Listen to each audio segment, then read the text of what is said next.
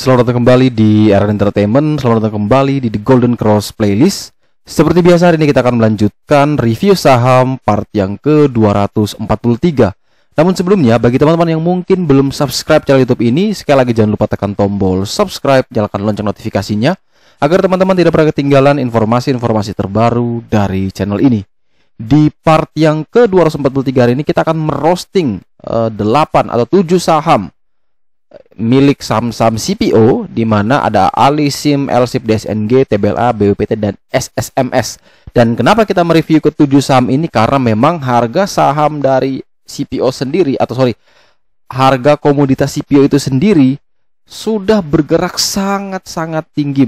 Mungkin bahkan all time high-nya kembali terjadi dalam bulan ini. Dan ini harusnya sangat berdampak sekali kepada perusahaan-perusahaan sawit, yang mana nanti akan bisa tercermin dalam laporan keuangan minimal di semester pertama nantinya ya. Jadi kuartal 1 itu pasti akan berpatokan dengan rata-rata harga CPO, mungkin average selling price-nya di harga 3 ribuan. Namun mungkin kalau sekarang dia mampu kuat bertahan di atas 4.000, maka bisa jadi di semester 1 nantinya average selling price-nya ASP dari CPO ini bisa naik sampai ke 4.000, dan ini membuat laba perusahaan-perusahaan sawit akan benar-benar jadi besar sekali. Dan ini tentunya sangat-sangat menarik untuk kita perhatikan, apalagi kalau saya lihat bahwa kenaikan CPO itu terlalu kencang ya, tapi tidak diikuti dengan kenaikan saham ini. Antara dua nih, perusahaan-perusahaan saham ini, perusahaan-perusahaan yang bergerak di CPO ini akan mengikuti CPO tersebut, atau CPO itu akan koreksi dan kembali adjust seperti harga saham saat ini. Jadi yang pastinya adalah ketika harga CPO itu mampu naik di atas 3 ribuan, 3.500, bahkan di atas 4.000, maka kita ada satu fenomena yang sangat menarik untuk kita kembali fokus ke CPO. Dan itu sudah saya katakan dari awal di Januari 2021, bahwa 3 sektor andalan kita di 2021 memang adalah CPO, coal, dan konstruksi. Ya, konstruksi masih terpukul. Coal juga sudah setelah pembagian dividen mulai kembali koreksi, tetapi harga acuannya masih bagus. Begitupun CPO sempat naik tinggi, namun setelah itu dia koreksi, tetapi harga komoditas dunianya masih terus menanjak. Dan ini menjadi momentum untuk kita kembali melirik saham-saham di sektor ini. Dan yang pertama, sebelum kita memulai untuk mereview ke-7 saham CPO tersebut, maka sekali lagi teman-teman, saya mengingatkan bagi yang ingin pre-order kaos Joran edisi pertama dengan tema Bull and Bear, teman-teman bisa segera klik atau silakan buka WhatsApp-nya, silakan simpan nomor teleponnya 0851 5895 5279. Teman-teman bisa langsung chat di nomor tersebut dan langsung akan dijawab oleh admin, dan nantinya teman-teman bisa dapat informasi berapa besar atau berapa total bayarnya. Untuk harga kaos ini 149.000, dan teman-teman itu akan mendapatkan beberapa spesial bonus, di mana teman-teman bisa mendapatkan potongan 20% untuk next webinar yang diadakan oleh Joran. Kemudian teman-teman juga bisa mendapatkan akses ke dalam grup Joran official Joran Investama, di mana yang sebelumnya kita telah open ke publik namun kita private kembali, dan itu bisa diakses lagi kalau misalkan teman-teman memiliki merchandise dari Joran. Nanti di dalam setiap pembelian kaos tersebut akan kita lampirkan juga scan barcode, tinggal teman-teman scan dan nanti akan langsung masuk ke dalam grup official Joran Investama. Dan berikutnya, untuk 1 orang yang beruntung dari PO yang masuk selama bulan Mei ini, jadi nanti kita terima PO dulu sampai di akhir kita produksi dan kita kirimkan serentak, dan di situ kita akan umumkan siapa pemenang.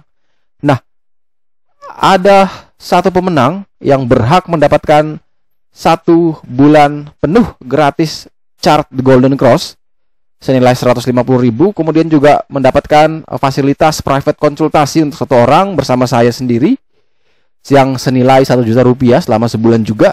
Dan itu hanya bisa teman-teman dapatkan ketika mengikuti PO Kaos Joran Part 1 di bulan ini. Jadi manfaatkan momentum ini, manfaatkan kesempatan ini, karena mungkin ketika PO Part 1 selesai, kita lempar ke marketplace, dan kalau misalkan teman-teman kepengen beli di marketplace, maka teman-teman tetap hanya bisa mendapatkan kaosnya saja, tapi tidak bisa mendapatkan spesial bonus tersebut. Jadi manfaatkan momentum tersebut, jangan sampai teman-teman ketinggalan, atau mungkin bisa nunggu di part kedua kalau misalkan kita buka kaos berikutnya.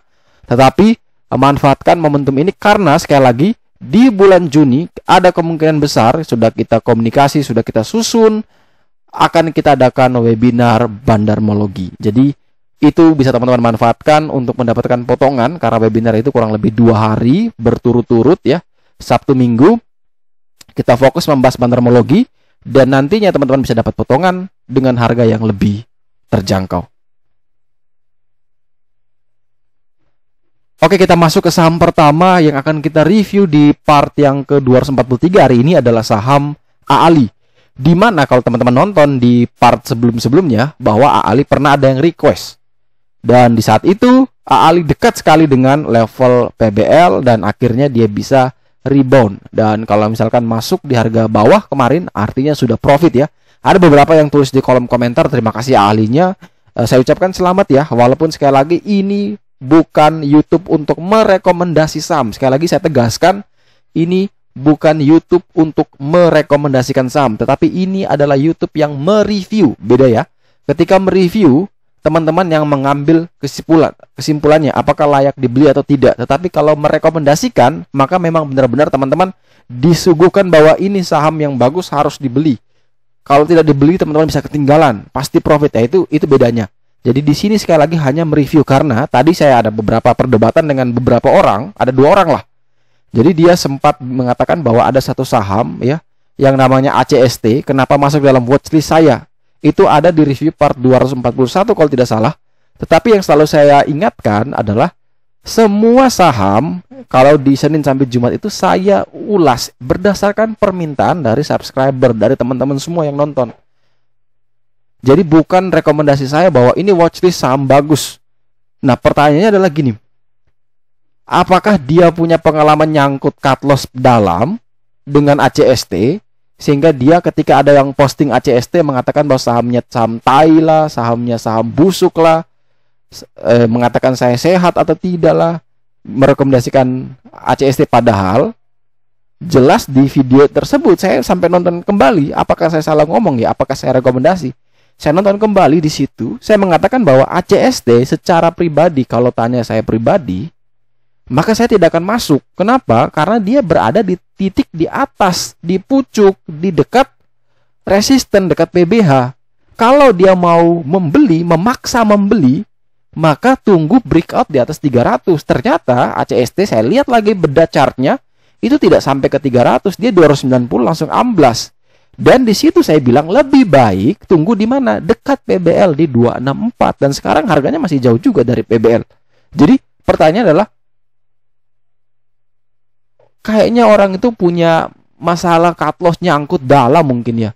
Tetapi memang itu harus saya kembali blow up di sini untuk bisa reminder teman-teman, mengingatkan lagi teman-teman bahwa YouTube channel ini hanya menampilkan review saham. Jadi saya sebagai reviewer, saya menampilkan saham-saham yang saya akan ulas berdasarkan permintaan dari teman-teman sendiri.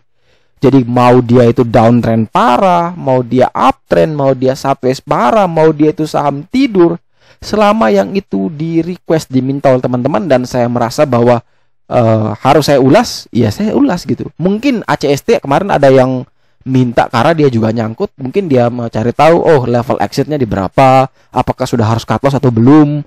Biasanya kalau dekat PBL kita pastinya, kalau jebol di bawah PBL kita akan cut loss.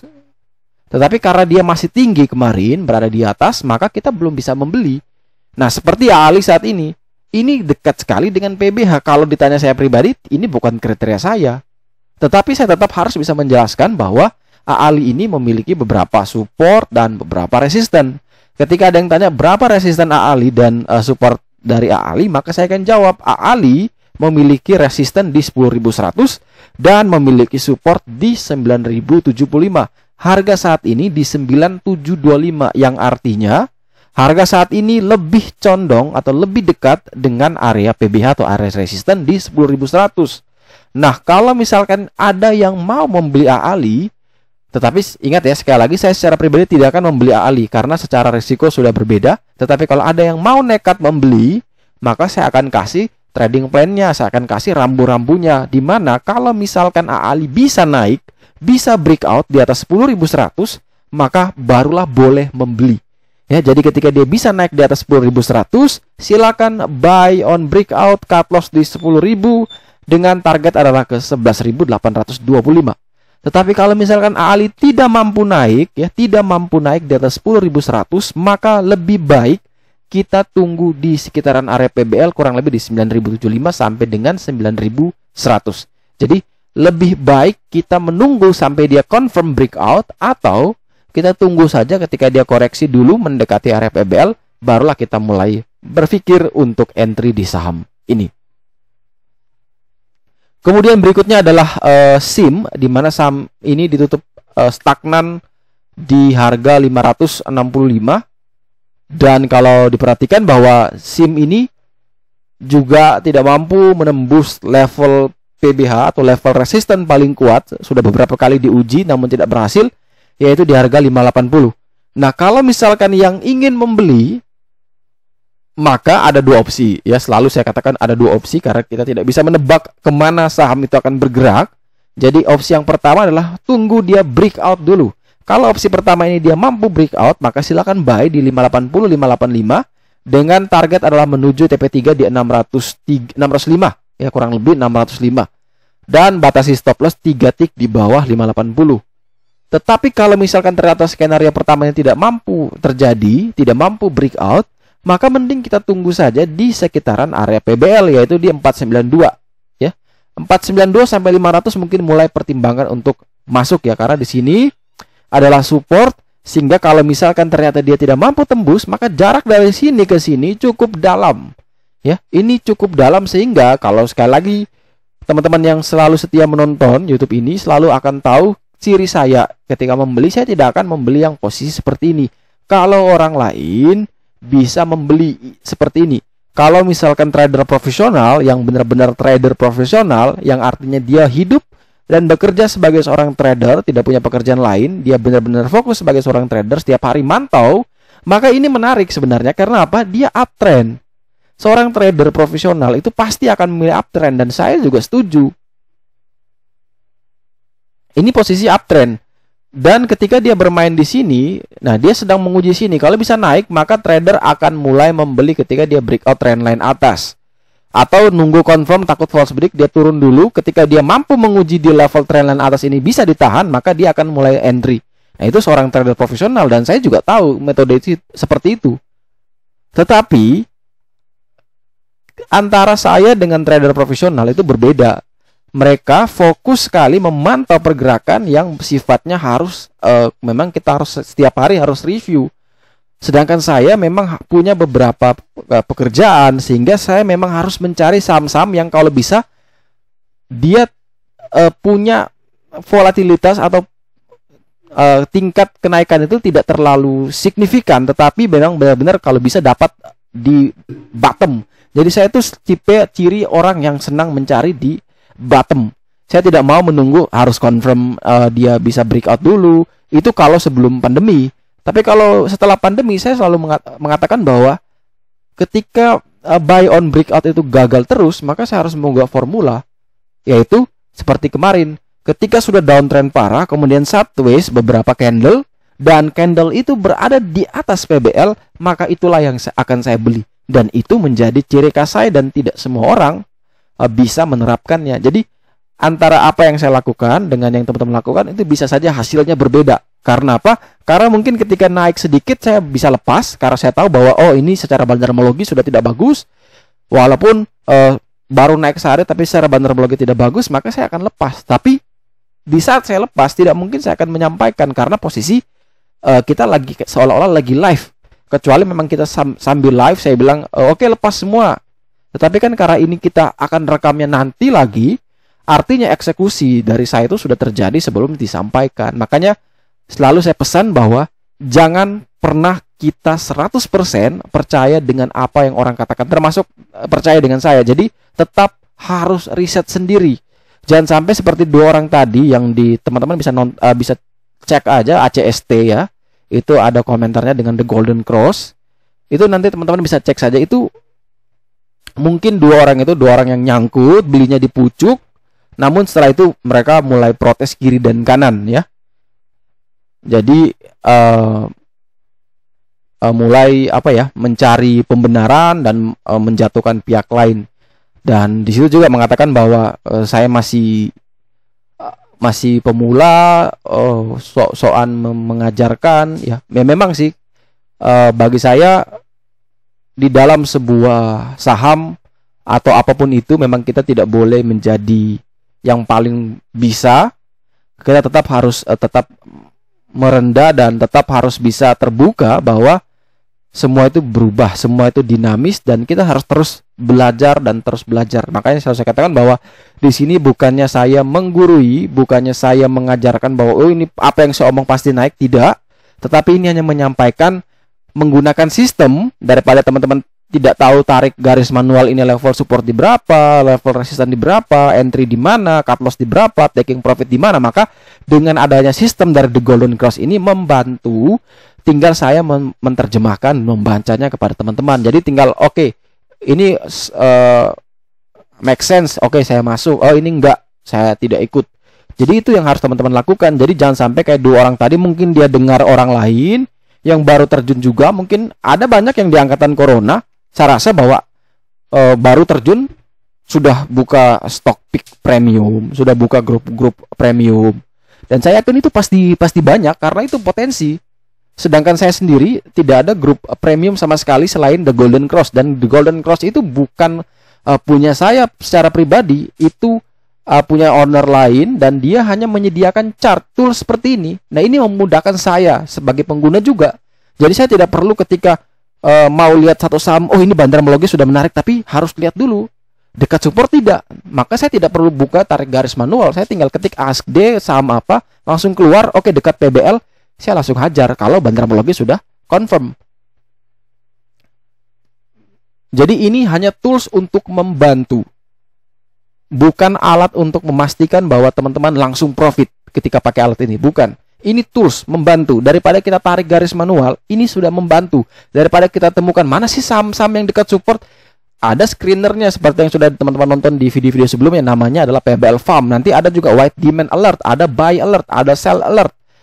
Itu ada beberapa alert dari The Golden Cross yang bisa men-screening mana yang harus dijual, mana yang harus dibeli, dan nantinya kita bisa cek lagi di chart untuk memastikan bahwa oke, ini saya jangan dulu masuk, oke, ini saya harus jual, oke, ini saya harus buy. Jadi intinya adalah seperti itu. Jangan sampai teman-teman itu terperangkap oleh beberapa orang, ya seperti dua orang tadi, mungkin terjebak oleh orang-orang yang mungkin baru pertama kali di saham, tiba-tiba buka premium. Jadi di saham itu sekali lagi tidak ada yang paling, menurut saya tidak ada yang paling kayak perfect gitu, paling kayak ini guru saya yang sempurna, tidak ada. Kalau ada ya harusnya mereka sudah bisa konsisten profit dan bisa masuk sebagai billionaire di Indonesia gitu. Harusnya seperti itu. Tetapi kan karena kita percaya bahwa trading, investasi itu semua memiliki resiko. Ketika resiko itu kita bisa ukur, maka kita bisa dapatkan profit. Tetapi kalau kita tidak mampu mengukur resiko, kita main hajar saja, itu kasusnya seperti ACST.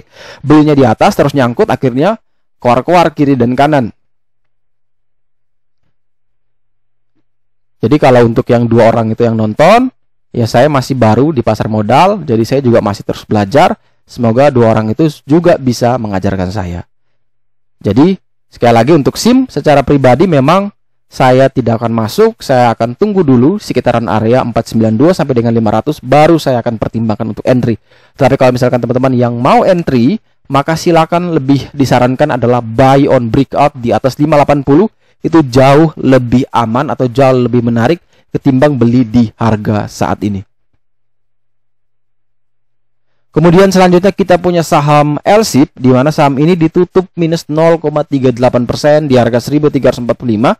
Di mana saham ini setelah mampu breakout PBH di 1330, namun dia mengalami konsolidasi. Nah, konsolidasi ini masih tertahan di atas level PBH tersebut. Di mana PBH itu kita kenal adalah resisten paling kuat, namun karena harganya saat ini berada di bawah harga penutupan kemarin, maka PBH ini sudah berubah menjadi support paling kuat untuk LSIP. Jadi jika teman-teman yang ingin membeli saham LSIP, maka pastikan dulu pertama harus kuat di atas 1330.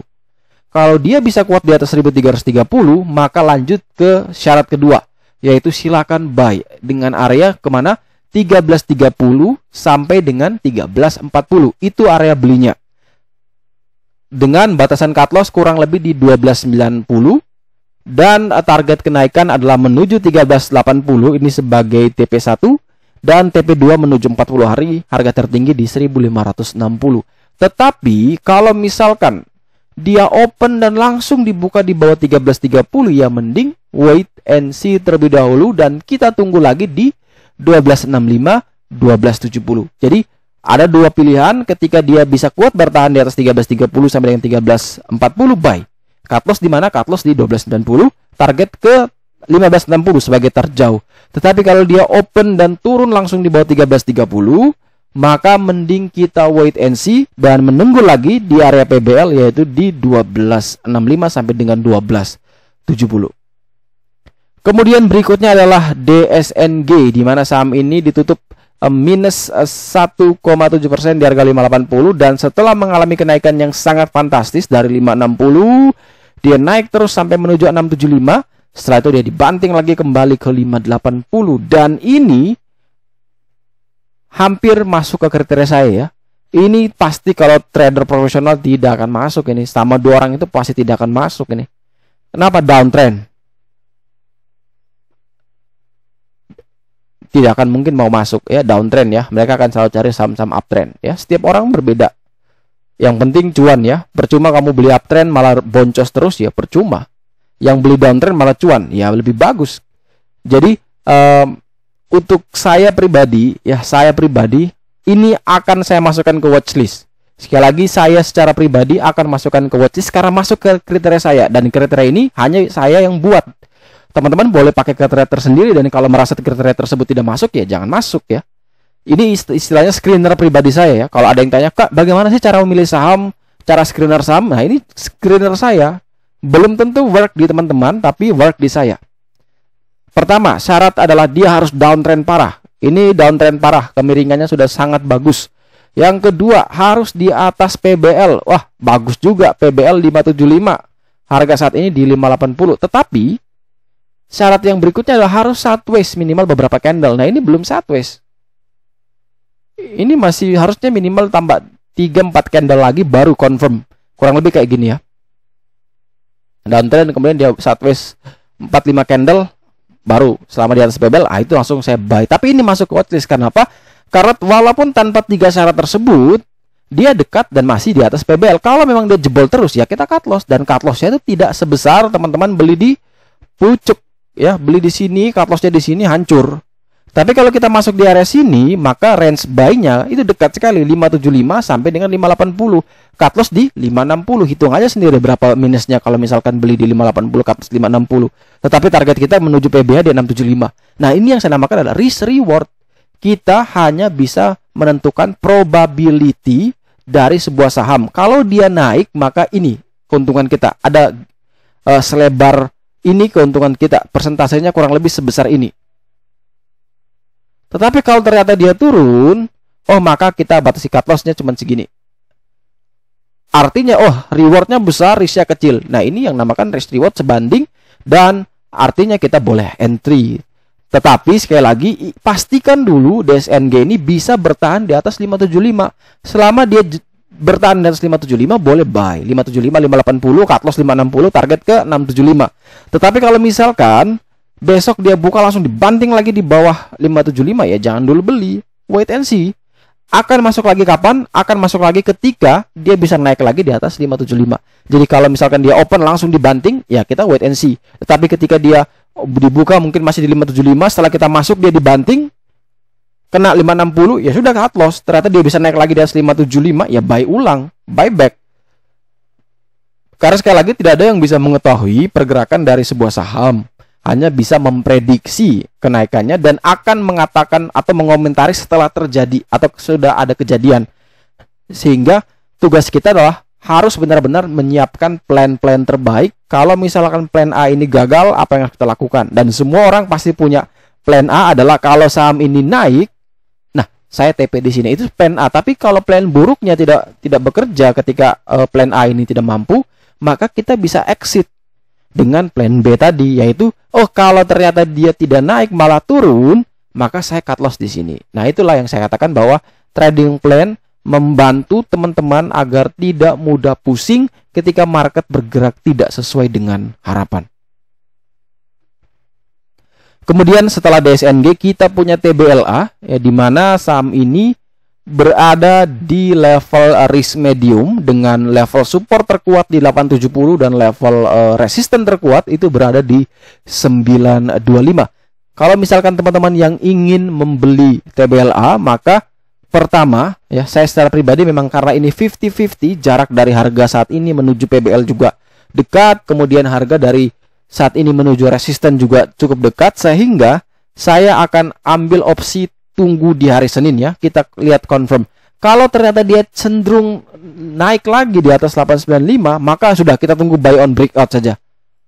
Tetapi kalau dia cenderung mendekati atau turun dari 895, maka mending kita tunggu di area 870. Jadi lihat situasi besok. Tapi selama dia masih bergerak di tengah-tengah seperti itu, ya mending kita wait and see terlebih dahulu untuk TBLA. Kalau misalkan opsi pertama, dia bisa naik, bisa breakout di 925, ya silakan buy. Target kemana? Target ke 1020 dan cut loss di 910. Jadi buy di 925, 930, target ke 1020, cut loss di 910. Tetapi kalau opsi yang kedua yang terjadi, dia malah turun, maka siapkan. Selama dia kuat bertahan di atas 870, silakan buy 870, 880, cut loss 860, dan targetnya adalah menuju ke 925, target jauh menuju 40 hari harga tertinggi yaitu di 1020. Kemudian saham selanjutnya adalah saham BWPT, di mana saham ini juga ditutup minus 0,86% di harga 116. Kalau kita perhatikan bahwa di sini memang BWPT sendiri berada di resiko medium, ya sama seperti TBLA.